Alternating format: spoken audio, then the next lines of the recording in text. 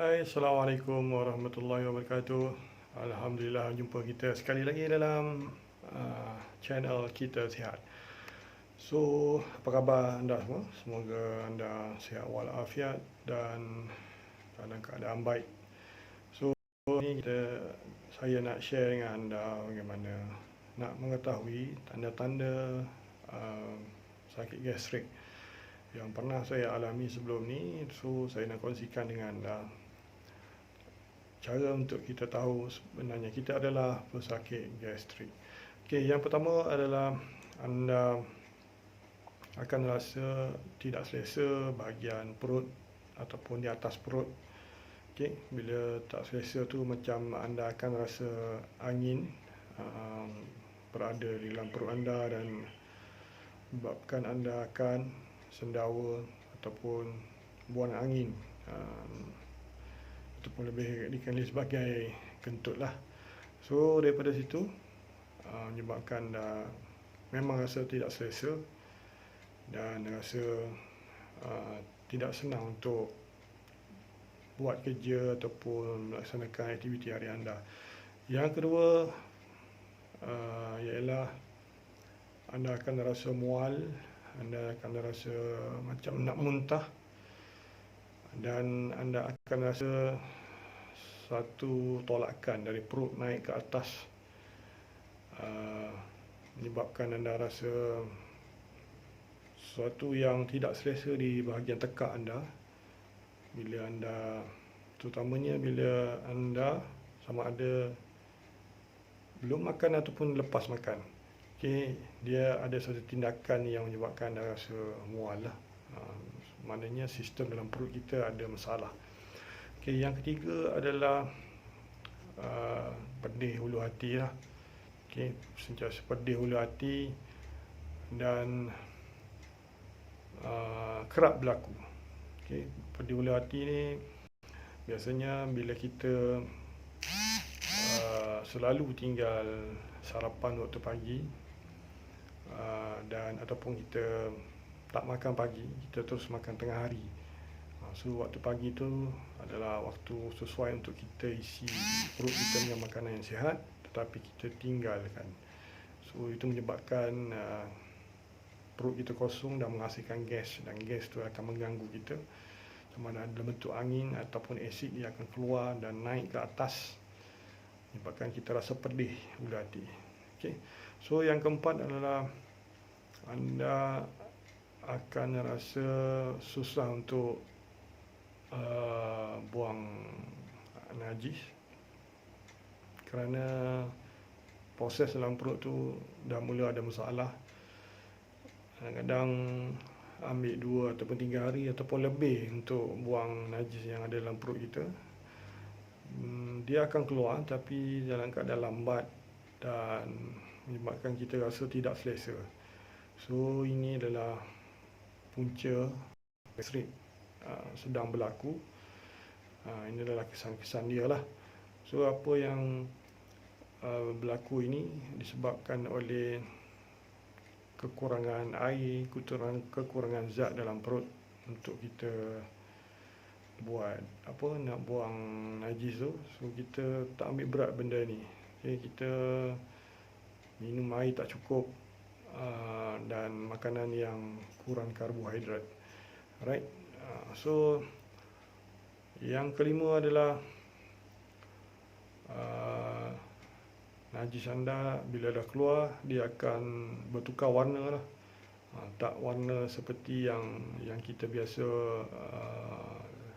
keluarkan, menyebabkan kita mula rasa panik bila kita tengok najis kita bertukar warna lain seperti yang biasa. Ini adalah salah satu tanda yang kita menghadapi gastrik. So gastrik ni anda kena mulalah ubah anda cara makan, minum. Okey, so ada setengah bila mengalami masalah macam ni, dia mula jaga makan lah. Okay, dia mula jaga makan tetapi dia tetap berlaku sebab sebenarnya dah terlewat dia. So kita kena buat juga perubahan walaupun sedikit, walaupun dah terlewat. Tapi kalau anda buat macam biasa, makan macam biasa, dia akan lebih teruk lah. Buatkan anda rasa makin sakit dan buatkan penghadaman kita ada masalah. Alright. So itu adalah antara 5 perkara yang saya share dari ini. Anda perlu lihat balik adakah kesan itu ataupun berlaku pada anda. Kalau berlaku, anda kena satu, dapat rawatan dengan ataupun anda pergi ke klinik untuk khidmat nasihat ataupun ubat yang sesuai. Sebab kalau dekat klinik dia ada untuk ubat yang sesuai lah. Memanglah ubat ni dia boleh lah untuk menahan sakit seketika, untuk mengelakkan ia lebih serius. So khidmat nasihat doktor sangat diperlukan waktu ini. So saya bagi cadangan untuk anda konsisten dengan ubat yang doktor bagi.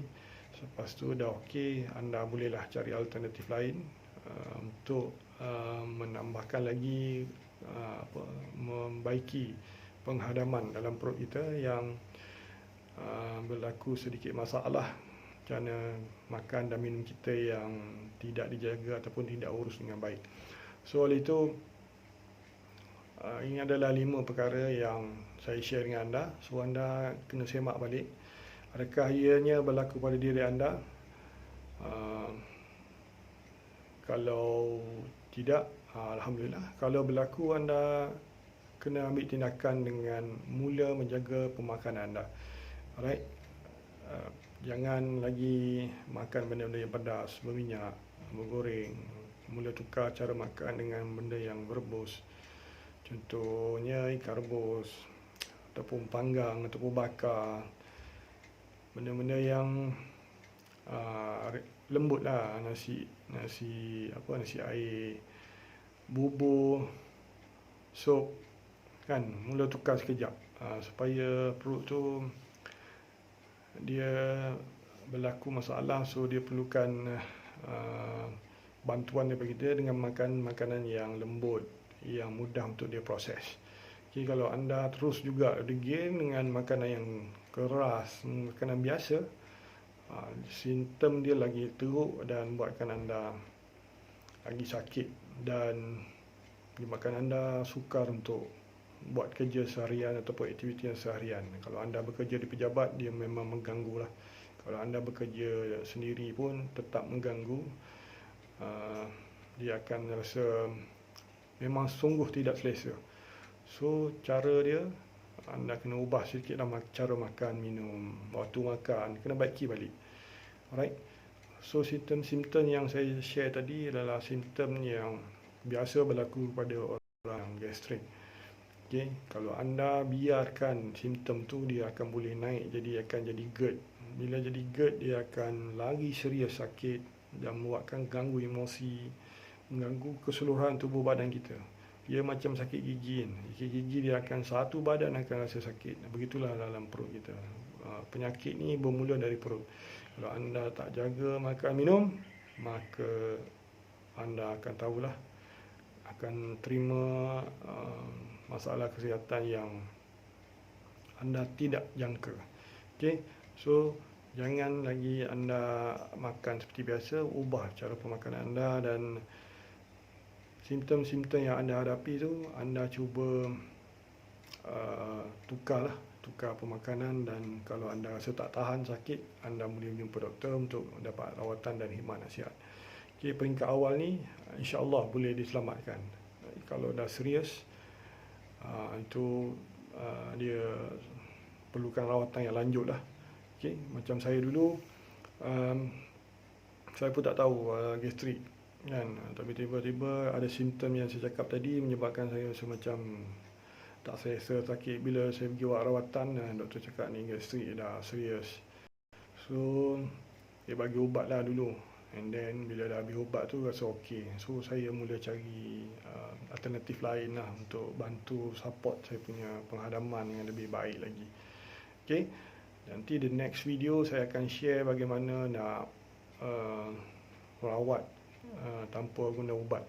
Alright, supaya anda lebih selesa lah, perut anda lebih selesa, lebih apa orang kata sembuh dengan cara alami, mana tak perlu makan ubat. Okey. Tapi kalau dah kena mula-mula tu, better lah jumpa doktor untuk mendapatkan khidmat nasihat, tanya dia macam mana kan. Itu lebih baik lah. Lepas pada tu dah habis ubat dia makan apa semua dah okey, kita mula cari alternatif lain yang lebih apa orang kata alami lah, macam saya cakap tadi, dan menyebabkan ada perubahan dalam kita punya penghadapan dalam perut dan buatkan kita lebih bertenaga, lebih sihat, lebih kuat dan selesa untuk menjalankan tugas kita sebagai sebagai aktiviti ataupun pekerja ataupun bisnes.